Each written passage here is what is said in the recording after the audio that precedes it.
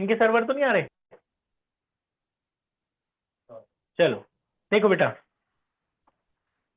Scalar product important question. Next important question, बहुत अच्छा question है, ध्यान से सुनना। आपकी बुक का एग्जांपल है, मैं वैल्यू बदल के बता रहा हूँ। मिसलेनियस का लास्ट एग्जांपल है ये, ध्यान से सुनना बोर्ड की तरफ। बेटा alpha and beta are two vectors. Alpha की वैल्यू दे रखी है मान लो ये, और बीटा की वैल्यू है ये। ठीक है, अल्फा और beta are two vectors. Alpha की वैल्यू 2i प्लस 3j है, दिख रहा है, और बीटा की वैल्यू कितनी है 3i प्लस 4j माइनस के। इस बीटा के दो टुकड़े करने हैं, इस बीटा को स्प्लिट करना है बीटा 1 और बीटा 2 में।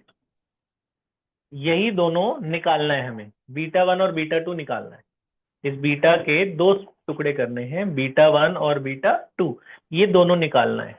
कंडीशन क्या दी है कि जो बीटा 1 है is parallel to alpha. Beta 1 किसके पैरेलल है? अल्फा के। पहला वाला वेक्टर अल्फा के पैरेलल है, और जो दूसरा वाला है वो अल्फा के परपेंडिकुलर है। ये इतना क्वेश्चन में सब कुछ लिखा हुआ है। अब इसके आगे हम सोल्यूशन कर रहे हैं। क्वेश्चन समझ में आ गया? ठीक है, कि आपको अल्फा और बीटा दो वेक्टर दे रखे हैं, और बीटा के दो टुकड़े करने हैं, बीटा 1 और बीटा 2।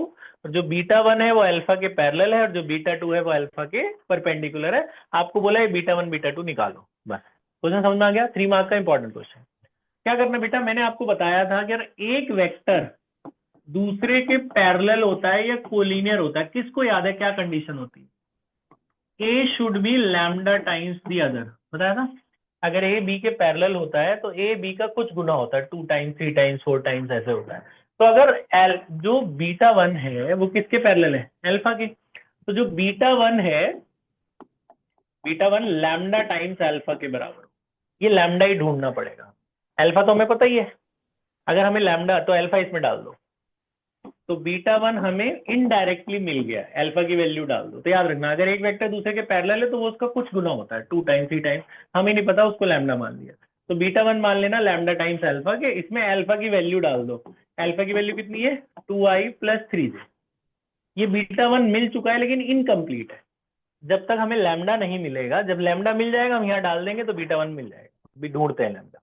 यहाँ तक बात समझ में आ गई? अब आप इसका यूज करो जो आपकी पहली इक्वेशन थी। फर्स्ट इक्वेशन में फ्रॉम, फर्स्ट नहीं, चलो इसको मैं इक्वेशन ही नहीं देता, फर्स्ट तो यहाँ दिया हुआ। ये वाली इक्वेशन देखो, जो बीटा है वो किसके बराबर था? बीटा किसके बराबर था? बीटा 1 प्लस बीटा 2 के। इसमें जो जो पता है डाल दो। क्या क्या पता है आपको? बीटा की वैल्यू पता है, बीटा की वैल्यू कितनी है? 3i प्लस 4j माइनस के, ये दिख रहा है, 3i प्लस 4j माइनस के। ये बीटा की वैल्यू पता है, 3i प्लस 4j माइनस के। और इधर बीटा 1 भी पता है। बीटा 1 ये रहा ना हमारा, बीटा 1 हमारा इन टर्म्स ऑफ लैम्डा है। ठीक है, ये लैम्डा अंदर ले जाओ, लैम्डा अंदर जाएगा क्या होगा? बोलो क्या होगा? 2 लैम्डा आई प्लस 3 लैम्डा जे। ठीक है, ठीक है। तो ये बीटा, ये जो हमने बीटा 1 की वैल्यू यहाँ डाल दी, प्लस बीटा 2 तो हमें पता ही नहीं था, यहाँ से अब बीटा 2 निकल जाएगा। कैसे निकलेगा? इन सबको इधर ले आओ, इधर लाओ। आप देखो आई आई कॉमन आ जाएगा, ये प्लस इधर आके माइनस होगा, आई कॉमन लो, यहाँ क्या बचेगा 3, और इधर आएगा -2 लैम्डा। इनमें जे कॉमन आ रहा है, जे कॉमन ले लो, इन दोनों में जे कॉमन लो, यहाँ क्या बचेगा 4, ये 3 लैम्डा इधर आएगा -3 लैम्डा, और के तो अकेला ही रहेगा ना, के पास तो कुछ है नहीं। तो ये बीटा 2 भी हमें मिल गया है इनडायरेक्टली। अभी मिला नहीं है क्योंकि जैसे ही लैम्डा मिलेगा हम यहाँ डाल देंगे बीटा 1 आ जाएगा, यहाँ डाल देंगे बीटा 2 आ जाएगा। यहाँ तक बात समझ में आ गई? ठीक है, तो ये कैसे मिलेगा? अब इसकी मदद से मिल जाएगा तुम्हें लैम्डा। आपको कल बताया था अगर दो वेक्टर परपेंडिकुलर होते हैं तो क्या फायदा होता है उसका? उनका डॉट प्रोडक्ट 0 होता है। अगर दो वेक्टर परपेंडिकुलर तो उनका डॉट प्रोडक्ट 0। तो बीटा 2 अगर अल्फा के परपेंडिकुलर है, अगर बीटा 2 अल्फा के परपेंडिकुलर है, तो बीटा 2 का डॉट प्रोडक्ट अल्फा के साथ क्या होगा? 0। बीटा 2 ये रहा ना, बीटा 2 कितना है? i 3 minus 2 lambda plus j 4 minus 3 lambda minus के का डॉट प्रोडक्ट अल्फा के साथ। अल्फा कहाँ है? ये अल्फा कितना है? 2i plus 3j। इसका डॉट प्रोडक्ट 0 करो, करो डॉट प्रोडक्ट। कैसे करते हैं? आई से जे से के से करो। आई से होगा कितना होगा, 3 2 जा 6, 2 2 जा 4, और जे से कितना होगा 12 माइनस 9 लैम्डा इक्वल टू 0। यहाँ से लैम्डा मिल जाएगा ना अब तुम्हें। अच्छा के करा ही नहीं मैंने क्योंकि ये है या वहां नहीं है।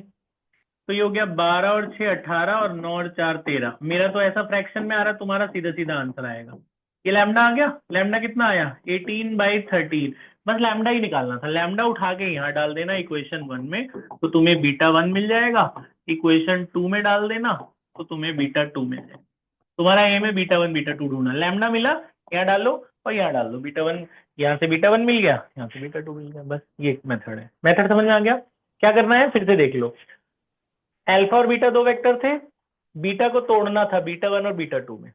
जो कंडीशन दे रखी है कि beta 1 is parallel to alpha and beta 2 is perpendicular to alpha. तो अगर बीटा 1 इसके पैरेलल है तो बीटा 1 को मान लेना लैम्डा टाइम्स अल्फा। अल्फा की वैल्यू डाल दी हमने, इसको छोड़ दिया पहली क्वेश्चन करके बीटा 1 को। फिर हमने ये जो दिया हुआ था कंडीशन इसका यूज किया कि बीटा किसके बराबर है, बीटा 1 प्लस बीटा 2। इसमें बीटा की वैल्यू डाल दी, बीटा 1 की वैल्यू डाल दी, ये लैम्डा वाली, तो बचा बीटा 2। ये इधर जाके माइनस करके बीटा 2 मिल गया। अब बीटा 2 अल्फा के परपेंडिकुलर है तो बीटा 2 का अल्फा के साथ डॉट प्रोडक्ट क्या होगा 0। तो इसको अल्फा के साथ मल्टीप्लाई करा, लैम्डा मिल गया। बस लैम्डा ही ढूंढना था, लैम्डा उठा के इन दोनों में डाल दो, बीटा 1 बीटा 2 आ जाए। बात समझ में आई। ठीक है, first important question. Next important question, ध्यान सुनना। 3 करा रहा हूं बस मैं, 3 तुम कर लेना अभी। सेकेंड इंपॉर्टेंट क्वेश्चन है बेटा, एक वेक्टर है ए, एक वेक्टर है बी, ये दे रखा है तुम्हें। ए वेक्टर दे रखा है, बी वेक्टर दे रखा है और सी वेक्टर भी दे रखा है। ये एबीसी 3 वेक्टर आपको दे रखे हैं। मैं अभी रैंडमली ले रहा हूं, आपको भी बुक वाला मिलेगा। एबीसी वेक्टर दे रखा है, एक चौथा वेक्टर डी है वो गायब है, यही ढूंढना है। तो कभी भी वेक्टर में कोई भी वेक्टर तुम्हें ढूंढना हो, हमेशा उसको, अब जब सबके पास आई जे के हैं तो इसके पास भी वही होंगे। कोई वेक्टर ढूंढना हो तो हमेशा उसको ये मानना एक्स आई वाई जे जेड के। हमें नहीं पता ना क्या होगा, तो इसको एक्स वाई जेड मान लेना। कोई भी वेक्टर गायब हो तो हमेशा ये मानना। अब इसको ढूंढने के लिए जितने कंपोनेंट गायब है उतनी कंडीशन वो देंगे। 3 कंपोनेंट गायब है ना एक्स वाई जेड, तो 3 कंडीशन दी है। पहली कंडीशन क्या है देखो, पहली कंडीशन है कि जो डी वेक्टर है वो ए के परपेंडिकुलर है। तो अगर डी ए के परपेंडिकुलर क्या मतलब है, डी का डॉट प्रोडक्ट ए के साथ क्या होगा 0। डॉट प्रोडक्ट तुम्हें आई क्या करना, कैसे करते हैं डॉट प्रोडक्ट, आई से करते हैं, जे से करते हैं, के से करते, करो आई वाला आई से करो, ए के साथ करो मल्टीप्लाई। 1 इंटू एक्स क्या होगा 1x, जे से करो 2 इंटू वाई 2y, और के से करो ये -1 into z -z equal to कितना हो गया 0। यहाँ तक बात समझ में आई। यहाँ से x की वैल्यू निकाल लो, जो भी आसान हो उसकी वैल्यू निकाल लो। मैंने x की value in terms of y और z निकाली है, +2y उधर जाएगा -2y, -z उधर जाएगा +z। इसको फर्स्ट इक्वेशन मान के छोड़, x की वैल्यू निकाल ली in terms of y z। अच्छा, दूसरी कंडीशन दी है, जो d है वो b के भी परपेंडिकुलर है। ये जो d है वो b के परपेंडिकुलर। अगर d b के परपेंडिकुलर, इसका मतलब भी वही हुआ, d का b के साथ डॉट प्रोडक्ट क्या हुआ 0। अब d को b से मल्टीप्लाई करो, करो क्या होगा आई से होगा, d को b से कर रहे हैं, बोलो 2 into x 2x, 2 into y 2y, 3 into z 3z equal to 0। Second equation हो गई। ये जो x निकाला है इसमें डाल दो, जब x डाल दोगे तो x हट जाएगा ना, खाली y और z बचेंगे। x मैं इसमें डाल रहा हूँ, x की वैल्यू यहाँ पे मैं डाल रहा हूँ, तो x हटा दे रहा हूँ मैं, मतलब इन टर्म्स ऑफ 2 ही वेरिएबल रहने दो, एक हटा दो। ये मैंने x हटाया यहाँ डाल दिया। ये कितना हुआ 4y plus 2z plus 2y plus 3z equal to 0। 4y में से 2y गए 2y, 2z 3z 5z equal to 0। ये दूसरी क्वेश्चन बन गई। यहाँ तक बात समझ में, x हटा दिया मैंने इसमें। तीसरी कंडीशन दी है बेटा, d का डॉट प्रोडक्ट c के साथ 10 है। d का डॉट प्रोडक्ट c, d का डॉट प्रोडक्ट 10 है, ये दे रखा है। करो मल्टीप्लाई सी और डी, बोलो आई से जे से के से क्या होगा 2x, आई जे के नहीं लिखते ना, 2x फिर 3y minus z equal to कितना -z इक्वल टू कितना दे रखा है 10। ये जो x की वैल्यू निकाली है उसमें भी डाल दो, x हटा दो वहां से भी। x की वैल्यू कितनी है -2y प्लस जेड, यहाँ भी डाल दो x की वैल्यू -2y प्लस जेड। कोई भी एक वेरिएबल निकाल के इसमें डाल दो, एक वेरिएबल हटा दो, तो ये कितना हो गया 4y plus 2z plus 3y minus z equal to 10। 4 में से 3 गया, क्या बचा? 1y और माइनस जेड, प्लस का जेड ना, 2 जेड में से 1 जेड गया, इक्वल टू 10। ये तीसरी क्वेश्चन हो गई। अब दूसरी और तीसरी में देखो y और z ही तो है, यहाँ 2y है और यहाँ 1y है। क्या करूं? इसको 2 से मल्टीप्लाई कर दो तो क्या हो जाएगा? 2y plus 2z equal to 20। ये दूसरी ये दूसरी एरी 2y plus 5z equal to 0। अगर अब ये दूसरी और तीसरी को ऐड सबट्रैक्ट कर दो, माइनस माइनस माइनस, ये कट गया, तो यहाँ से आपको z मिल जाएगा ना। ये z मिला, कितना मिला? 20/3। ये z मिल गया मुझे। z समझ में आ गया? अब z उठा के मैं इसमें डाल दूं, थर्ड में, इस वाली में आसानी से, तो y मिल जाएगा। ये 20/3 यहाँ डाल दो, उधर ले जाओ z, तो y मिल जाएगा। अब y और z उठा के पहली में डाल दो तो x भी मिल जाएगा। जब x y z तीनों मिल जाएंगे तो डी वेक्टर बन गया ना। डी वेक्टर ही तो निकालना था आपको, x y z अब इसमें डाल देना, डी वेक्टर आ गया, खत्म। सिंपल है, कुछ भी नहीं है। और ये आता है पेपर में, क्या है? 3 वेक्टर दे रखे हैं, चौथा गायब है। चौथे को क्या मानना है? एक्स आई वाई जे जेड के। फिर कंडीशन क्या है? डी ए के परपेंडिकुलर, तो डी का ए के साथ डॉट प्रोडक्ट 0, एक इक्वेशन। डी बी के परपेंडिकुलर, दूसरी इक्वेशन। डी सी के साथ डॉट प्रोडक्ट 10, तीसरी इक्वेशन। तीनों को सॉल्व कर लो। सॉल्व कैसे करोगे? पहले से एक्स वाई जेड में से कोई एक निकाल के बाकी दोनों में डाल दो। एक्स निकाल लिया, मेरा आसानी से निकल रहा था। जेड भी निकाल सकते थे। एक्स निकाल के मैंने इसमें भी डाल दिया, उसमें भी डाल दिया, एक्स हट गया। वाई और जेड की 2 इक्वेशन हो गई, उसको एलिमिनेशन मेथड से सॉल्व कर लिया। वाई जेड मिल गया, वाई जेड यहाँ डाल दो, एक्स मिल गया, एक्स वाई जेड से यहाँ डाल दो, डी वेक्टर बन गया, खत्म। ठीक है। थर्ड इंपॉर्टेंट क्वेश्चन, 3 इंपॉर्टेंट है, अभी मैं आपको दिखा दूंगा, आप तीनों एनसीईआरटी से करना। थर्ड इंपॉर्टेंट, ध्यान सुनना।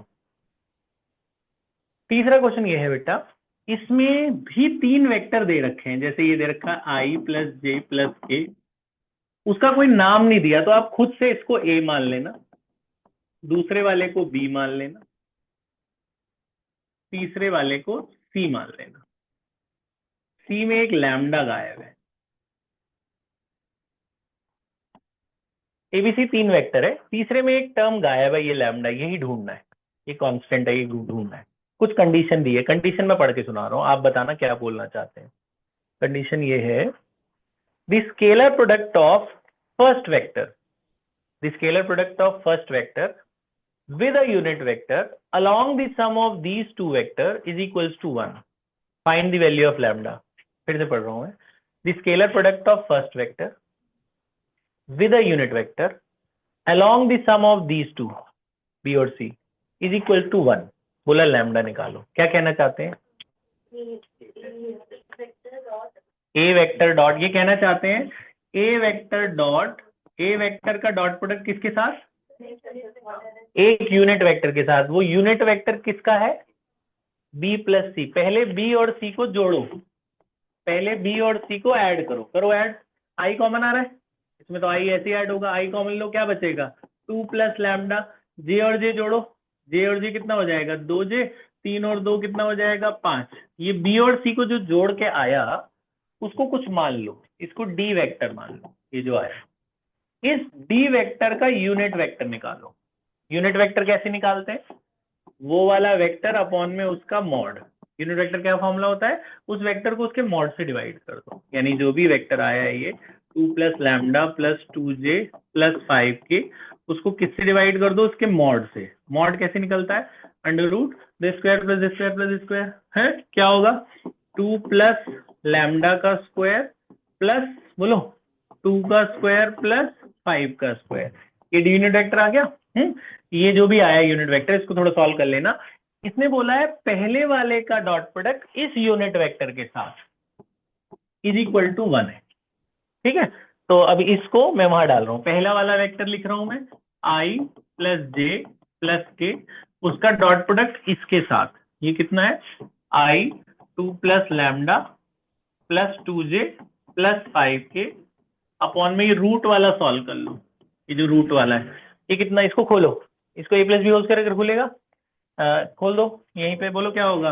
ए square plus B square plus 2ab, और ये 25 और 4 कितना हो गया? 29, 29 4 33 हो जाएगा। इक्वल टू कितना दे रखा है? 1। अब डॉट प्रोडक्ट करना आता ही है तुम्हें, बीच में डॉट है ना, करो। कैसे करते हैं? आई आई से, जे जे से, के से, ये 1 है ना, 1 1 इंटू ये क्या होगा? 2 प्लस लैम्डा, 1 इंटू ये 2, और k इंटू के तो 5 ही हो जाएगा ना, इसके 1 है, ये 5 है, 1 इंटू 5 5। ये बात समझ में आई। ये नीचे वाला रूट वाला उधर ले जाओ, तो ये हो गया लैम्डा स्क्वायर प्लस 4 लैम्डा, 29 और 4 कितना हो गया 33, और ये नीचे कितना हो गया, ये 5 2 7 और 2 9 है ना। रूट हटाने के लिए क्या करना चाहिए, स्क्वायरिंग कर दो, दोनों तरफ स्क्वायरिंग कर दो, दोनों तरफ स्क्वायरिंग कर दो, ए प्लस बी होल स्क्वायर लग जाएगा, क्या होगा ए स्क्वायर बी स्क्वायर, 9 का स्क्वायर क्या हुआ है 81, 9 दूनी 18 लैम्डा, इधर स्क्वायर से रूट कट जाएगा, क्या बचेगा lambda square plus 4 lambda plus 33, lambda square cut गया, 18 के पास 4 ले आओ कितना हो जाएगा 14, 33 के पास 81 ले जाओ, 81 में से 33 गए, कितने बचे यहाँ 11 माइनस 3 है 48 माइनस का, ये कट जाएगा 48 अपॉन 14 कटेगा 7, 24/7, तो ये आ गया -20। मेरा ऐसा आ रहा है, तुम्हारा आंसर सीधा सीधा आएगा, तो मैंने अपनी मर्जी से वैल्यू ली, बस मेथड बता रही। बात क्या करा, पहले बी और सी को ऐड करना है, ऐड करके जो आया उसको मैंने डी मान लिया, उसका यूनिट वेक्टर बनाना है। यूनिट वेक्टर कैसे बनता है, D vector by mod D, इसके वेक्टर को इसके मॉड से डिवाइड। इस यूनिट वेक्टर का डॉट प्रोडक्ट क्वेश्चन में 1 दे रखा है पहले वाले के साथ, तो इनको मल्टीप्लाई करके इक्वल टू 1 कर देना, स्क्वायरिंग करना, लैम्डा आ जाएगा। बात समझ में। अब आपको जो 3 क्वेश्चन करने हैं, पहला देख लो, पहला करना है बच्चों एग्जाम्पल 30, मिसलेनियस का सबसे आखिरी एग्जाम्पल जो है आपकी बुक का, क्या है देखो, मिसलेनियस का एग्जाम्पल 30 करना है, आ जाओ जल्दी से, एग्जाम्पल 30 ही है, फिर मिसलेनियस का ये एग्जाम्पल 30 है। अगला जो अगला क्वेश्चन है वो है मिसलेनियस का क्वेश्चन नंबर 12, ये वाला 12 है, और उसके अगला है मिसलेनियस का ही क्वेश्चन नंबर 13। ये 3 क्वेश्चन कर लो, एग्जाम्पल 30, क्वेश्चन 12 और क्वेश्चन 13। पॉज कर दो, इनको देखते हुए